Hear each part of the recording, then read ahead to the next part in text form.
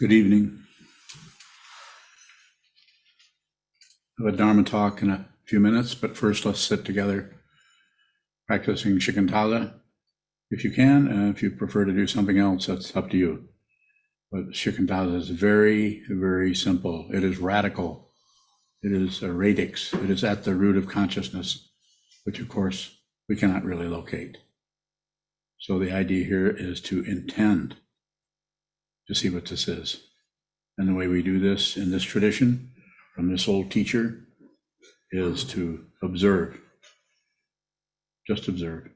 Don't add, subtract, divide. If you can help it. If you can't help it, then just watch what you add, what you subtract, what you ignore or divide away from.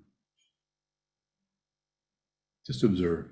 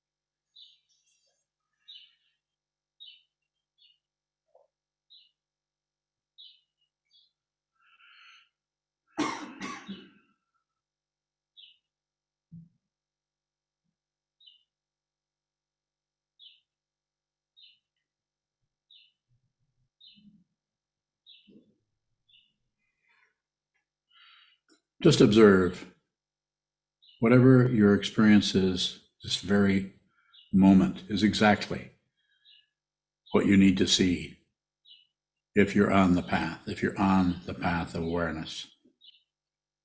Whatever arises, just look at it. Don't push, pull, or ignore it. You can do it. You can do it. It won't feel successful because it is unending and not come to termination.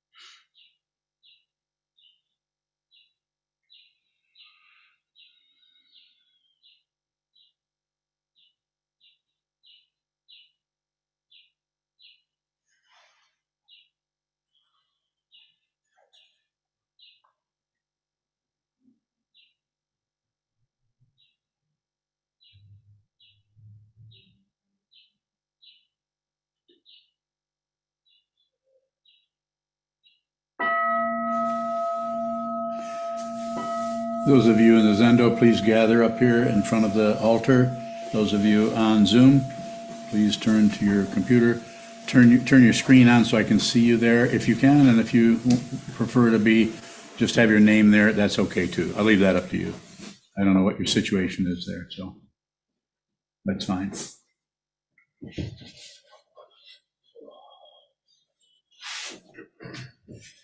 Wait till everybody gets situated. And so this is a Wednesday, so tonight is a Dharma talk rather than just 15 minutes of Q&A. We'll go till 7 o'clock, and I think you can go beyond that if you like, but that's how far we'll go here.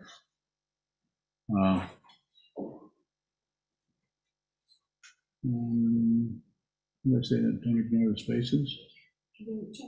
Oh, you didn't check. Okay. Pretty sure that's what is that what I told you? Don't ignore the Space. silence. It's not, no, it's space. Hold on just a minute. We've got to get our ducks in a circle. Let's see. So you asked me, but it's your birthday, so I can let you off the hook, right? Yeah. But next time, am I talking? Don't ignore the silence. Yeah. Same thing. So don't ignore the silence. So between thoughts,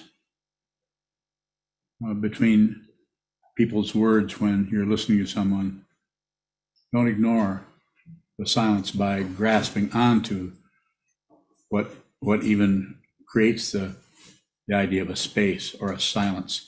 There's noise or there's talk, there's conversation. It's also happening in your head. When I say your head, I don't know if it happens in the head or not, could be in your left shoulder, but something is coming up as language in our mind about everything. It might not come to completion as a sentence or words, but the quality of thought is very interesting, and it has different kinds of dimensions and depths to it. Get used to that. Get to know yourself. Get to know that mind stream. How do you do that? You look at it. If your mind stream is chattering in this way or chattering in that way, don't interrupt that with your interpretation of it, because chances are, and I mean it, chances are that manipulation or meddling is coming out of the self-centeredness, the narcissism, or the belief that there is a separate self. This is untrue. Don't believe me. You don't have to believe me, but consider it. Consider it how solid, how real your idea of who you are is, and see how it leans on things, leans on ideas, concepts, and it fills up the space with a kind of self-centered greed. It isn't going to show up as you being greedy. You don't want anybody to think you're greedy, so you will make sure that doesn't show up too much. But you're after what you think.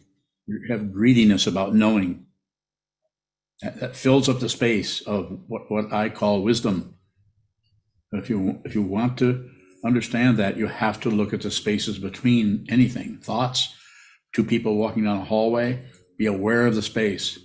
When you're talking to someone, be aware of what they're doing with the space. Don't leave what is happening for what it's about. We're not trying to turn you into a psychologist or a figure outer. Don't do that. Just watch the space itself. The space itself is wisdom, but you have to see that, because it's not other than the objects that are showing up as the separation between the, so that actually allows you to look at something as space. First, you have to look at the things themselves, the thoughts, the emotions, the feelings, with no comment. No comment. That's very difficult to do. That is the path, as far as I see it. Other people teach this differently. I'm teaching out of what I'm looking at. I don't remember anything I was taught, and I studied for a long time. I still don't. But I know what I'm looking at right now, every moment. If you're interested, I can help you.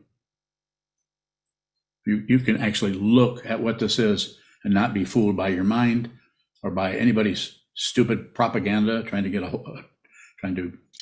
a hold of you or put you in prison or control you.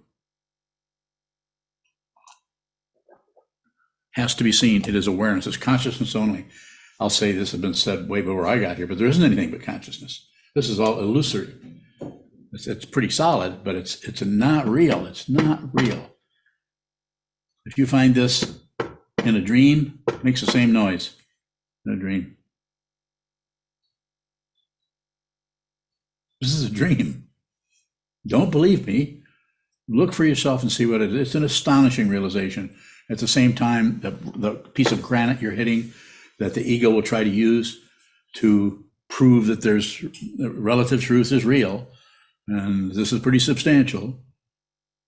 You will see that the very sound, the very feeling of that is an illusion.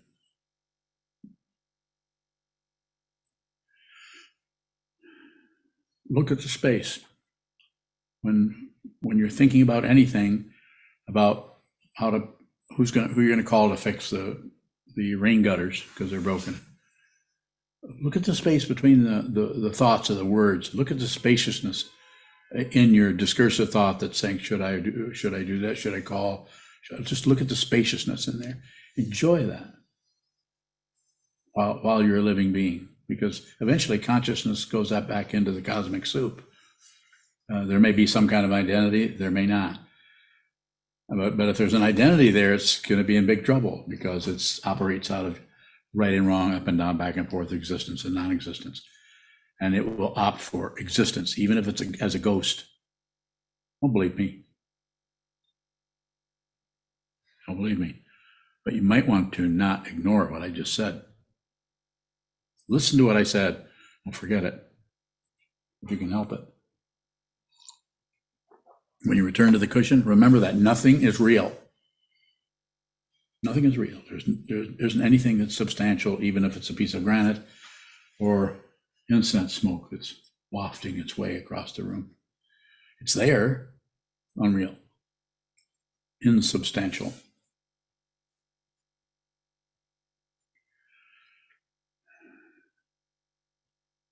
So the space between people, the space between words that someone is saying to you, there's more understanding in the space between someone's words than there is in the actual words, the communication there itself. When you and I were at my endocrinologist today, and she's very intelligent. She's an endocrinologist, or she's a physician's assistant, or A nurse practitioner. So she's a real smarty pants. And we're there listening to her interpret what's happening with me.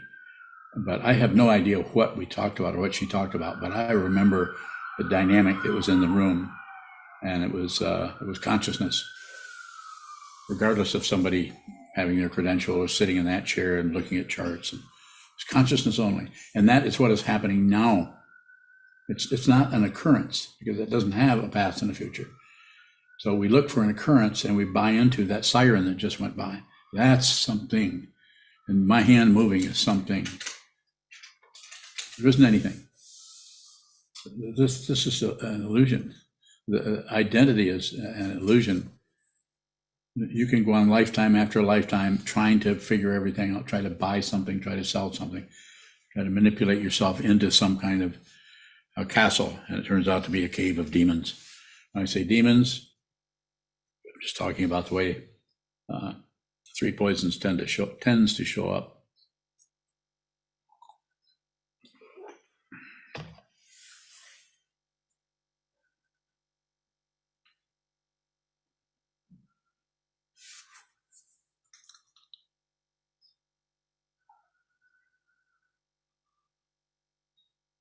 Space.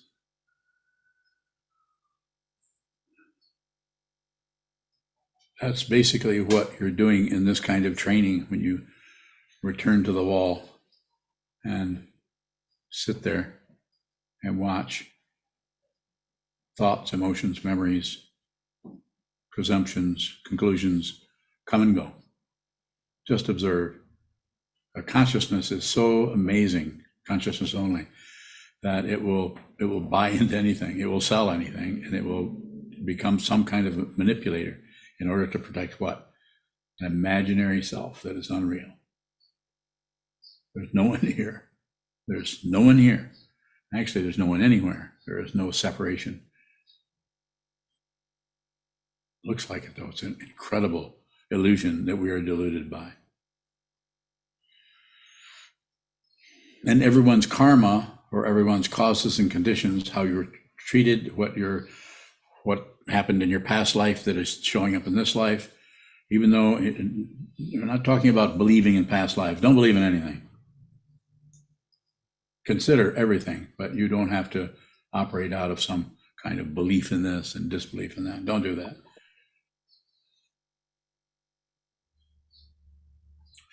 But if you can't help doing that, then you're going to be pretty aware that you're doing that. Then just watch that grasping at something, rejecting something. Watch the three poisons in your own mind stream. You can do it. Don't accept it. Don't reject it. Don't look away. I say this. I've been saying this same thing for years and years. Sometimes people even say, keep saying the same thing over and over, like giving the same talk over and over. Say, yeah. Can you tell me what I've been saying? Can you actually repeat to me what I've been saying? Some people can pretty well. Some people can say it better than I may have said it initially. But it is about awareness. It is about consciousness. There isn't anything but consciousness. And consciousness is not a thing.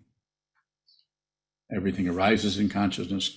These body-mind complexes arise in consciousness and go back down, but consciousness doesn't go anywhere.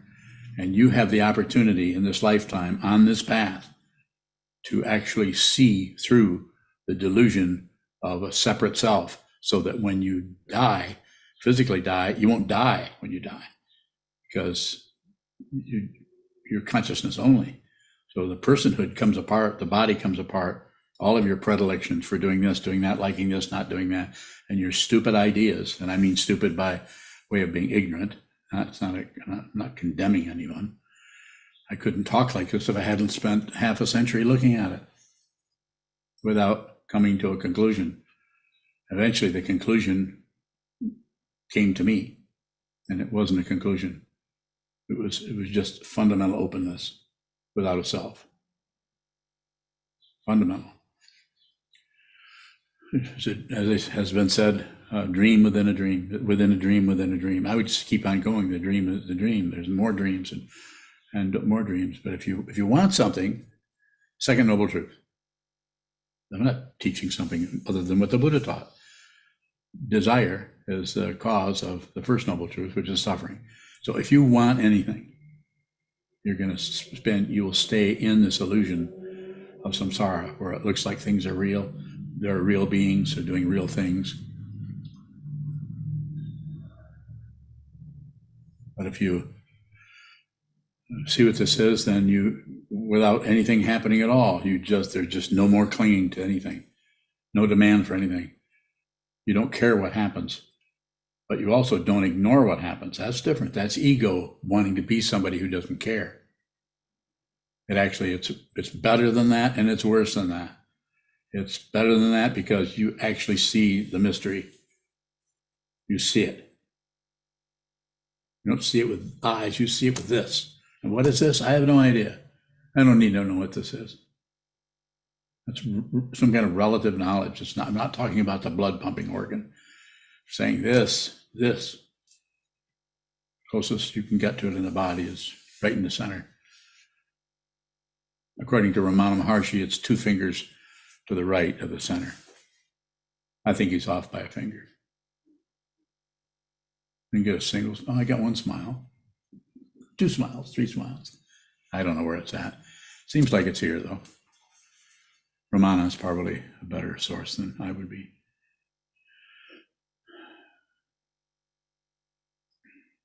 So it's better than that. It's worse than that. So it's better than that because you're liberated. There's no one in prison anymore by anything. Even your thoughts can't imprison you. They can't find it. The thoughts keep coming and going, and some of them are ragged around the edges.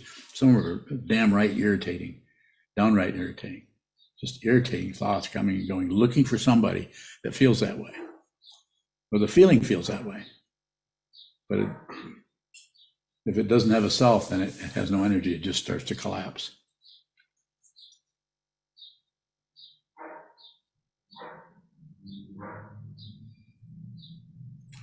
I can keep going, or we can do some interaction with questions. But before we do that, I want to thank everybody for helping us. There's 37 windows open here. I want to thank everybody for helping us keep this monastery going, keep the whole thing, Sokugoji Buddhist community, Sokugoji Buddhist monastery, and other things that we're doing that are outside of the dimension here of a closed idea of a monastery, also extending out to our neighborhood and to the high school that's 3 blocks away, trying to do that in as many ways through the yoga studio, through counseling services that are coming out of this Buddhist community that are not necessarily have any idea of turning one into a Buddhist particularly. About helping people fundamentally, that means right where they're at, and that's not easy. And then ask you then also to continue helping us if you can. So, questions? Yes. School String or Thomas from UK says, please explain how division always seems to linger. Well, how it seems to linger, it lingers because of attachment to it. So it's about the attachment to it. And the attachment to it comes out of the lingering around there, thinking it's something you need to understand or figure out. You don't. So thoughts arise, no figuring, no calculation, no nothing. If it needs to do anything, situationally, or I should say, using the fancy word pratitya samutpada, dependent origination, if it needs to do something, you won't be able to stop it. If it doesn't need to do something, when I say it, I'm saying reality in terms of the incredible display of phenomena that are everywhere, that show up as stars and plants and stones, animals, human beings, all intermixing in terms of different forms of society. Something needs to occur, you won't be able to stop it. If it doesn't need to occur, you won't be able to generate it. So just watch that spool string, observe it, be an observer of everything. And if you're observed, then if you're really observing what is happening without judging, doing anything with it other than just observing, then it's probably going to be a little frightening to the ego or to the self-centered part of the mind. And that's what we're working with. You are not a separate being. And again, I'm not here to preach or lecture to you that you need to believe that, but you could consider it and then take it to the wall. Spend time sitting at the wall, look at the wall, and with all the senses open, and receive whatever happens. You don't have to train anything by way of trying to be a meditator. From my perspective, and I've taught that kind of meditation and studied it myself, I think that if you're listening to me, you're ready to do this in a more open, ungrounded, untethered way, which is shikantaza. It's been around for a long time. You may liberate yourself, you may not. A follow-up question. I feel more I carry on this path, I feel so much less solid. It can be demotivating almost. Is this the right idea? The way you're saying it, is this a spool string again? Yes. Yeah. Just do it anyway. Be stubborn about it. You need to do that. Be stubborn. Just return to it. Don't question it. You probably have already questioned it quite a bit, the way you ask questions over the last year or so or more. I say you probably have enough intellect going on there to dismantle a lot of things. Stop it. Don't do that anymore. Be alone. Be untethered. Just receive whatever shows up. If it's a flower, if it's a rock, if it's a sidewalk that's moving under your feet as you walk, the illusion that you're in motion, just receive that. You're missing your life if you're trying to figure anything out. I'm not saying stop thinking, but allow the thinking process to actually come up when it's necessary, situationally. If you think you're not thinking, then that's thinking. There's no way you can know that you're not thinking. If you know that you're not thinking, then that's thinking about not thinking, which is not the same thing. Although I think Dogen talked about it that way. But look what he was talking. He was talking to a bunch of kids in Japan in the 13th century. Further questions? Beyond bowing. How can we receive a teaching without endeavoring to figure it out? How can we receive a teaching without endeavoring to figure it out? Practice, continue, return. It's like, how can I learn to shoot baskets without trying to calculate something? You just keep throwing the ball. If it's basketball, I don't play basketball, but I've shot a lot of baskets and I always miss. When I throw something at a wastebasket, it hits the edge of the basket. So I know where the basket hits the edge, it falls out. How about you? Yeah. So just continue. Don't look for results. Just do it anyway. I mean, aim, but then watch how you're missing it all the time. That will be the message to the ego, the self-centered part of the mind. You can't do this. We need to, like the Trungpa Rinpoche once said, you need to wear this ego out like walking on a shoe until it wears out. Just continue. Return to the wall, no matter how frustrating, no matter how disappointing. Get your butt in there and get over to the wall. You've received lay precepts. Use those precepts, repeat them. Prostrate to the teacher, prostrate to the altar, prostrate to the Sangha, prostrate to the teachings, prostrate. More? Beyond bowing, is that like aiming? Is that what Yes. you're talking about? It's using some kind of a structure. And what we have coming down to us from thousands of years ago, the three jewels, the Buddha, the teacher, simply put, one who teaches, and what he, she, they are teaching, and then the community that is endeavoring to understand what that is and train their minds, simply put. You don't have to believe in anything. You don't have to believe in Buddha. There's nothing particularly to worship in the conventional sense of worshiping. When you prostrate to the altar or to the Buddha, the Dharma, and the Sangha, you're prostrating to your own enlightened nature. Because if it's anything other than that, then it becomes theism, or there's some kind of somebody else that you're worshiping. This doesn't mean you don't need a teacher, but eventually you see that the teacher and you are not two separate beings or things or consciousnesses. It takes time. More? Beyond bowing, do I have to know what I'm aiming for? Have an intellectual idea about it? What were the vows you received? Do you remember those, or is there one of them that stands out to you? There's 16 of them. Is one of them don't do harm? Well, that's the what is that? The second one of the three pure precepts? Do good, don't do harm, and what's the other one? Be with all things. Read those. Go back and read those, and then you could say indoctrinate yourself a little bit. You're being indoctrinated by every damn thing around, other people, ideas, television, what Ruby says, what I say, what everyone in here is saying.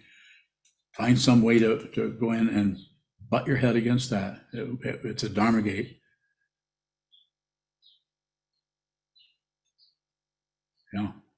Recite the 16 precepts. And remember that third one. That's the vow to be with all things. That's the Bodhisattva vow that is kind of hidden in the 16 precepts. Put others first. That's impossible to do. You can't. But if you intend to do, the ego starts to show up more clearly. You start to see, well, why can't we do that? Why couldn't we just put everybody first? And that's when you get to see the ego starts to stand out in relief, and might stand out in relief for quite a long time before it just blows up, because it's not getting fed. The ego will continue as long as you're feeding your own position. You're reinforcing everything with your own stupid propaganda about who you are and what you should get and what enlightenment is like. I'll do it. It's worse than that. As U.G. Krishnamurti, when he had a spontaneous awakening, called it a calamity. It's like it because it's like that. It's just like complete disappointment. There isn't anyone. You aren't any particular person. But it seems like that. It seems very real, doesn't it? Yeah, seems real. More? I'd like, beyond bowing, I'd like to ask again, do I have to know what I'm aiming for? Well, there needs to be some kind of intuition or inspiration. You wouldn't be living in a monastery and receiving jukai if you didn't have some kind of intuition around that. Some of that comes from the teacher, some of it comes from aspects of the teaching, some of it comes from the community, and it comes from all three of those, the teacher, the teaching, and the community. So what are you aiming for? So my way of saying it is, all along when I was practicing early on, was I want to see the truth myself, not just what's said in a book. I want to see it myself. It feels kind of egocentric, but the ego wants to be on board for as long as it can, but it is a fast moving train. It's so fast moving that there's no motion at all. And the ego cannot live on that, and that it has to have relative support to continue to be a person going somewhere.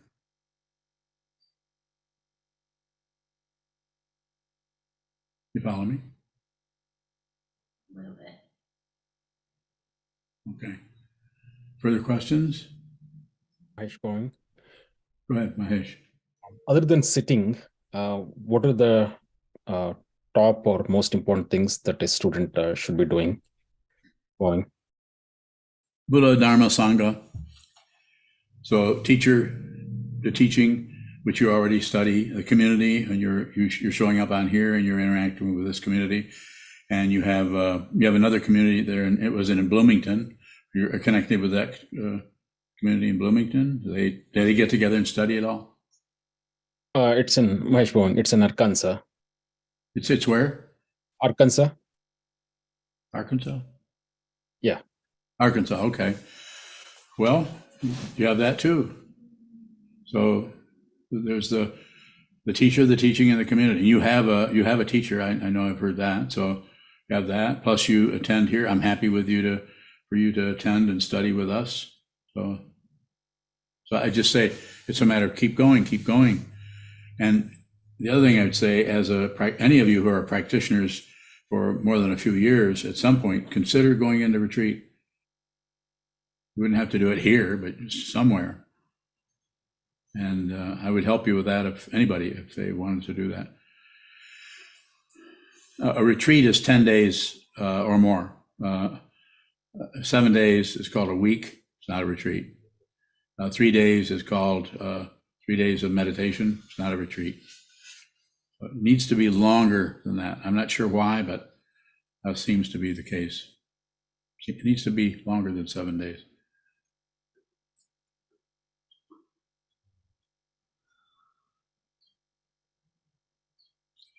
Further questions? We still have some time if there are questions. Yes. When you're vowing, you say there isn't anything. I do. What is it you see when you don't see anything? Vowing? You don't see anything. What do you see? Well, if you do see anything, you see that it's unreal, that it's just an elaborate display of everything. It's powerful. It's very, very seductive to take us into this, or we're afraid of that.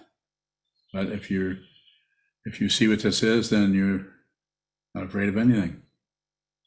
But that doesn't mean that bad weather doesn't continue to arise. It may. More? When you're vowing, is not seeing anything emptiness? Somewhat. So the path is ground is suffering, as I've said many times, and was said way before I got here.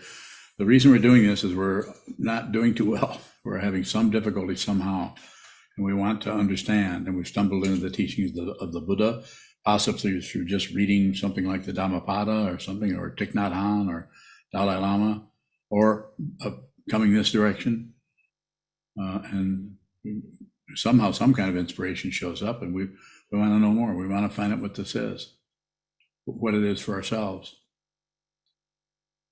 And so that's when it becomes the path. We have the ground of suffering, and then the path of awareness, and then the fruition. which can show up different ways. The actual fruition, nothing happens. Because it's all out of steam. It's seen to be an illusion. It's unreal. It's like you're living in a dream. So it's all made up. It's all invented. Every piece of granite is invented, made up. Go ahead. When you're bowing. So when you don't see anything, is there any thinking occurring? Not much, but I see things, but it's like everything goes away. First, everything becomes empty, and it's just empty. You can't find a reference point, and it can be very frustrating, even scary for the ego, for the self-centered aspect of the mind. Yogacara tradition calls it the seventh consciousness. Among the 8 consciousnesses, the 7th is the paranoid part. So that paranoid part, we just go into it anyway, and it starts to wear out. How that's going to show up for each person can be quite a bit different. So it eventually becomes empty of what you thought it was. Everything starts to empty out and have a different kind of significance rather than the significance of otherness. So it becomes empty of the actual otherness of everything becomes empty. And you realize you're creating all of this. This is your dream. Yes? When you're bowing, who is it that creates? Consciousness.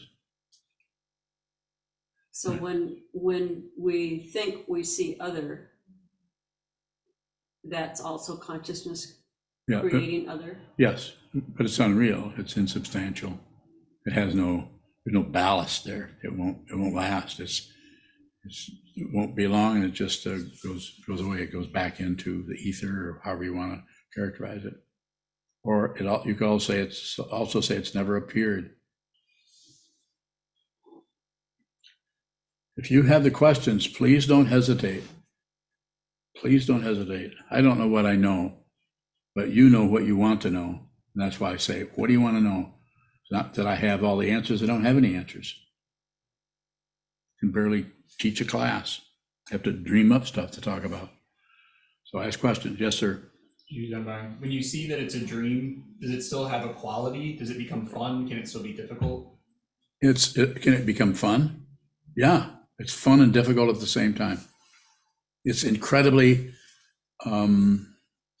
magnetizing because it's unreal. It's like watching a movie. So it can, but that doesn't mean the bad weather isn't there, or difficulty, but you see that that's unreal. You actually witness negative feelings and see that they're unreal. And what sees that they're unreal? Consciousness. It could be some ego involved in that to some extent, if there's coming to conclusions about how enlightened you are.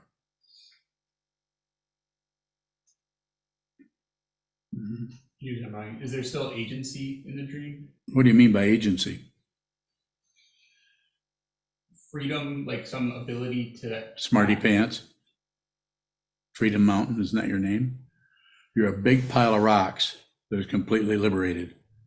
Realize it. Now ask your question. Is there agency in the dream? Sure. But the agency doesn't have any agent. It's without an agent.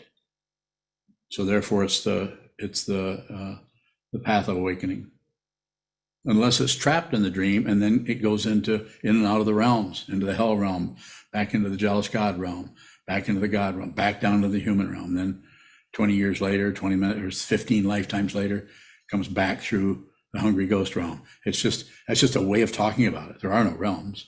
They're just these incredible states of mind that seem to have some kind of appearance in consciousness because of the disturbance. And what is the disturbance? Thinking there's something else. But there's Trungpa Rinpoche once described it as, at first there's just an open dimension where nothing is happening at all. And then some kind of, whether it's chemistry or whatever it is, something gets slightly out of whack in the openness, and or out of balance would be the conventional way of saying it, maybe. And then you have hot and cold. And then the hot and cold, of course, anytime you have two different things, then you're going to have energy. So it's like, have you ever held a battery in your hand? How many? 2 penlight batteries? But they don't do anything unless you hook them to a light bulb. that. There's nothing happening there. That's possible to realize that right now. Realize it, just realize it. Don't stop looking at it, and don't come to a conclusion about it. Realization doesn't have an outcome in the conventional sense of hot and cold turning into a tornado. Can we see that it's a dream and still be attached to what's arising? Yes, you can. Don't have to get rid of attachment, just have to look at it. If you try to become unattached, then you end up going in circles trying to accomplish something, trying to be a better meditator, be a good Buddhist, or get somewhere. More, that's good, don't stop. You really don't have any more? How about those questions you're going to ask me in the interviews coming up? He's asking you going to look. You got time, go ahead. Is all strategizing extra? Yes. Don't strategize any. But if you're in a situation where some kind of a, not strategy, but some kind of way of doing something just shows up spontaneously, you could look at that, consider that. So it just shows spontaneously, not impulsively. Impulse is based on fear of not getting it right, or hope that you can be ahead of everybody else and figure it out and show up really successful. But spontaneity just means that you're part. If you're not a singular personhood going along, you won't know it, because it takes an ego to clamp down on me going somewhere. So if you actually realize what this is, then there isn't anything but spontaneity. It's not a bragging point for me. I'm this wonderful spontaneous dude who just blabbers away and seems to be entertaining or interesting. But it's actual spontaneity. There's no personhood here. And anybody who sees what this is could say the same thing. They're unlikely to say it because they don't need to say it. They don't need a pat on the back. Although I would like to show up in Wikipedia soon. Can you handle that? Fingers crossed. Good. One of the things that I like to say to people, there aren't many people that can connect with this way of teaching, but there's a few. And so I would like to get in front of as many people as I can. And that, what do you call that? The 2%? 1%? I would like to show up in that way to fundamentally help people, not go in circles for lifetime after lifetime. You can do this. You can see this. Go ahead. Well, Divine, can you observe your grasping? Yes. Or observe the identity that is believing in what is showing up? You can. You can see it, but you don't have to get rid of it. If you start to get rid of it, then you're creating kind of an identity, just like a higher form of dream. It's a more profound, knowledgeable, wise dreamer. It just builds up and the next thing you know, and you're in one of the God realms that is talked about all over in Buddhism. Various levels of getting better and getting. Stay right here, awakened right here in this dirt pile called Earth. Awaken here, because this is not far away from hell where people are suffering. It's not far away from any of the 6 realms, including the human realm. This is the human realm. But our mind can go into hell, and our mind can go into heaven, and our mind can become jealous. Our mind can become starving, where we have to fill ourselves full of something, to get something. Greed, lust, those things. More. Divine, when we're observing, are we, I guess my question is, are we making progress? If we're able to observe, are we loosening the grip of ego, even while we're involved in ego? Yes. But it might not show up as any kind of progress. Maybe a little bit. The progress is that you just return to it. You know that you're not going to stop doing this. You have a dedication to it that is going to last the rest of your life, whether your teacher is around or whether you lose your sangha or everything collapses, which this whole sangha could just collapse. And it might keep going. I don't know. I would like it to keep going. But fundamentally, I'm not concerned about outcomes. I'm concerned about the path. And this is the path. You are, if you're here, especially if you're wearing robes, you're on the path of the Buddha's Dharma, even though the Buddha died 2,500 years ago. Because what the Buddha taught is right here. And I have no proof. I don't need any proof for it. I'm looking at it. Ondabang, you called this talk, Don't Ignore the Silence. Yes, What is the relationship between space and silence? same.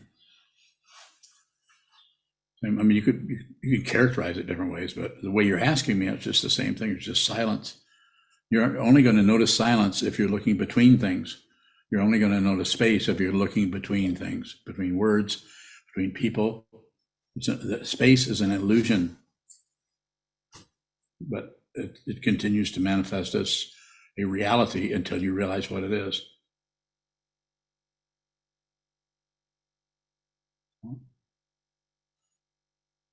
Ondabang, Yes. Full String has another question. What is intuition and how does it remain? I don't know. Intuition is a word for, I don't know, I don't use that word much, but it's just awareness. Ondabang, I wonder if you meant intention. What is intention and how does it remain? Intention? Repetition. You can't maintain intention. So you come back to, you return to the three jewels, the Buddha, the Dharma, the Sangha, over and over and over. And you use your body, you prostrate to that. Or don't. If you think, oh, that's too holy, or you might be selling your soul to the devil, then don't do it. Do something else. If you have doubts about this, don't do it. But if you're wearing a robe, that means there was a time when you didn't have doubts about it. Because if you're wearing a robe or wearing a raksu, I've tried to talk you out of it. Maybe I didn't pound on you or something, but I said, I'm sure I've said to most people, you don't have to do this if you don't do this if you don't have to. If you have to do it, then I'll help you. But it's not good to step on the path in a way like receiving robes and receiving vows and then go the other way. Or I've had people do that. Not that they haven't found maybe a better teacher for them. So that's possible too. Sharon bowing. Yes, Sharon. Oh, you had mentioned suffering, being in the human realm. I'm thinking about current events with mass shootings. Is there space between, I look at it, trying not to go to war and not go to peace with that? Is that the space in between when we don't go to war and we don't go to peace? Yes. Thank you. Doesn't mean you won't have intense feelings about it, of sadness or feeling helpless, that because it's such a big avalanche and it's a slow moving avalanche. So it gives the illusion that we can step in there with a protest sign. So should we do that? If the intention is there, by all means, go do it. But if you're trying to change things with your sign, then it may be more difficult.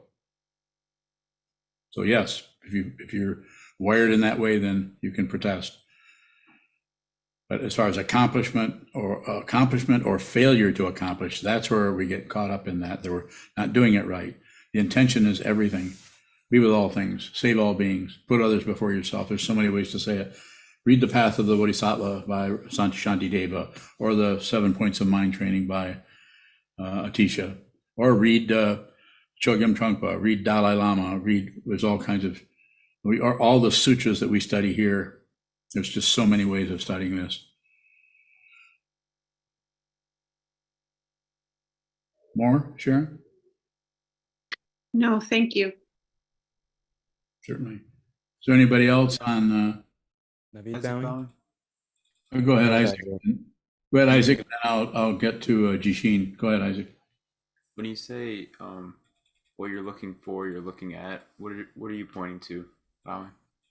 I'm saying that the very thing you're looking at, whatever it is, whether it's somebody sitting in front of you, or whether it's the wall, or whether it's your thought patterns, or whatever you're looking at, what you're looking for is right there. It's just that it's probably a cover-up until you see what it is.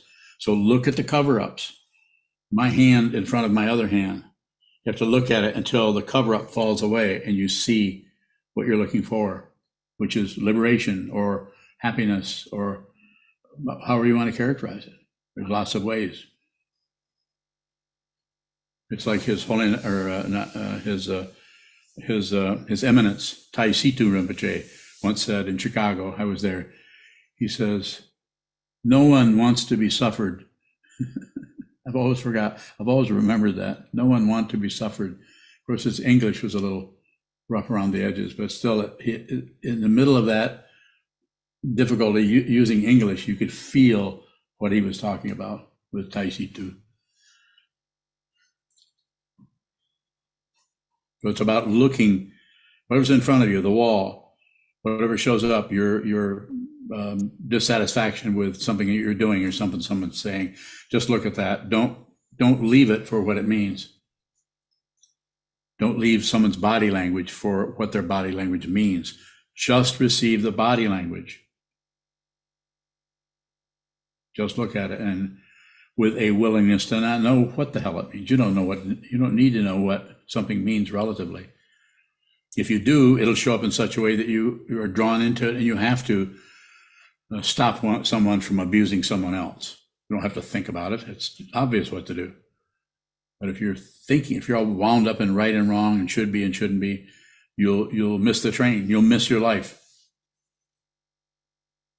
You'll actually miss what is showing up as your personal karma that you need to look at and opt for something that is better or might work better, some kind of strategizing around it.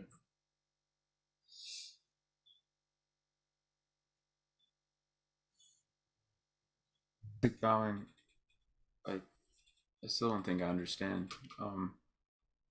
Like I'm just thinking of I guess right now I'm looking for a certain type of suffering to go away. So Yeah. how am I What kind of looking at suffering? Is it too personal that you can't tell me about it on here with the whole community, or is it something you could say a little bit more about it? Looking for a certain type of suffering that you would like to go away? You could call it anxiety. Yeah. So anxiety is a good word. And what do I say about it? Look at the anxiety. Do it in the sitting practice of meditation, shikantaza. Take the word and write it on a piece of paper and study that word and see what that word is covering up, because it is probably a cover up for something. I don't know what that is, but you do. You need to see it. So just don't give up. Keep going in that direction. You'll see it. I can't guarantee it, but if I were a gambling man, and I'm not, but I'll bet you're going to see this in this lifetime.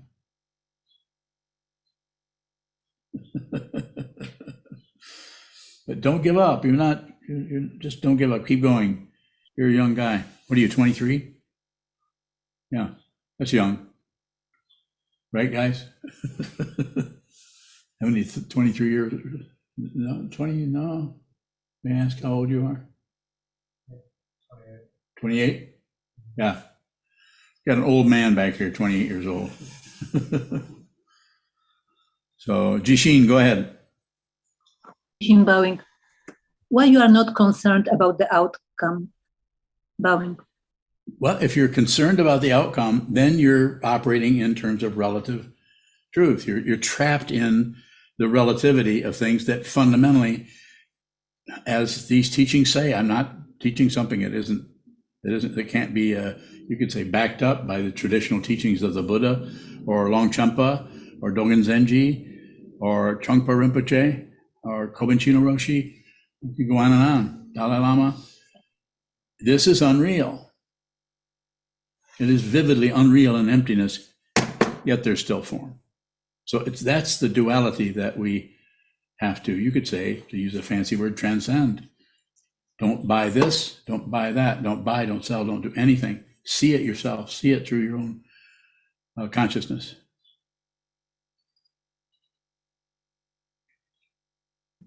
Him bowing. Go ahead. And being concerned about the path, as you said, means maybe you can finish it. What does it mean, bowing? Maybe I can finish it. All right, then I'm putting, Jisheen just put me in charge of her thought patterns. Okay. Give me a minute.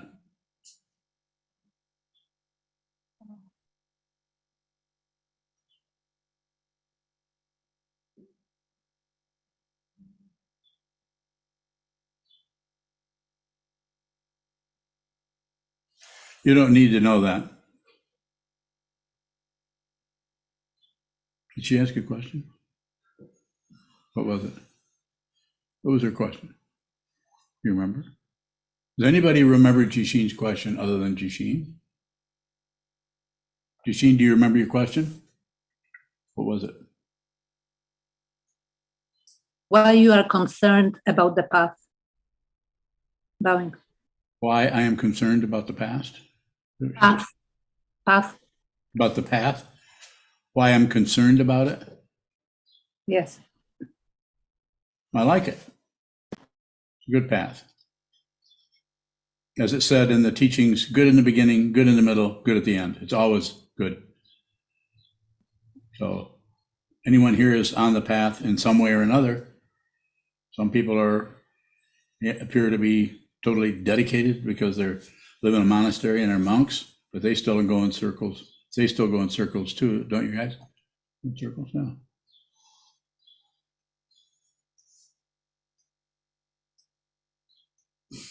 Chisho, you have a question? You should have. David bowing. Yes, Naveed, go ahead.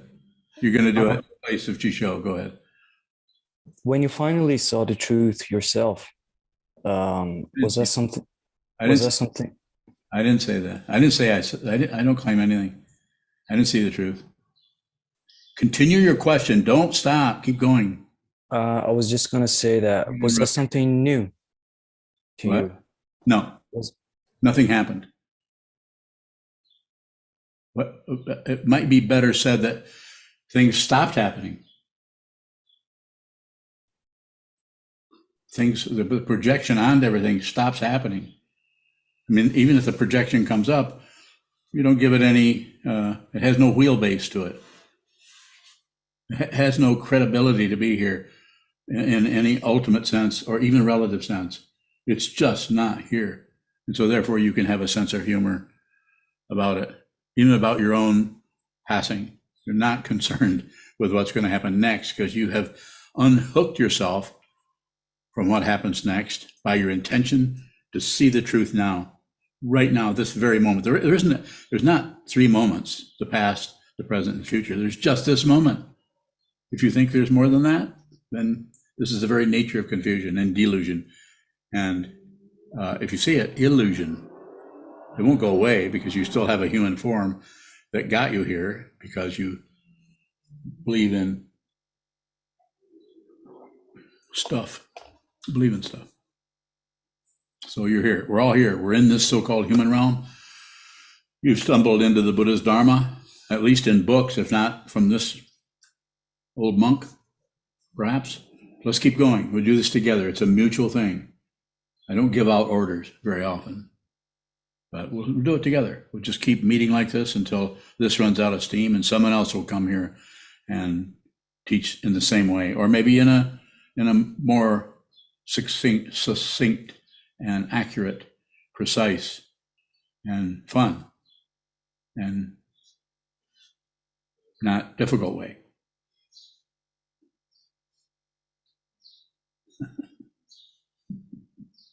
Shall we stop? That's a good spot. Everybody's looking at the clock. We have a clock in the wall in here, but it's in a place where I can't see it. But then people feel sorry for me. Bring this clock. But I also have a wristwatch. It's upside down. I'll take a final question if somebody is yearning for something. Okay, train your mind. Don't forget what I'm saying. Don't believe what I'm saying, but train your mind. Go somewhere, hold still, watch the movement of the mind so you can eventually see the space, the silence the silence and the spaciousness between apparent things, thoughts, feelings, emotions, incredible spaciousness in which everything arises. We'll return to sitting until 7:40 for the evening service.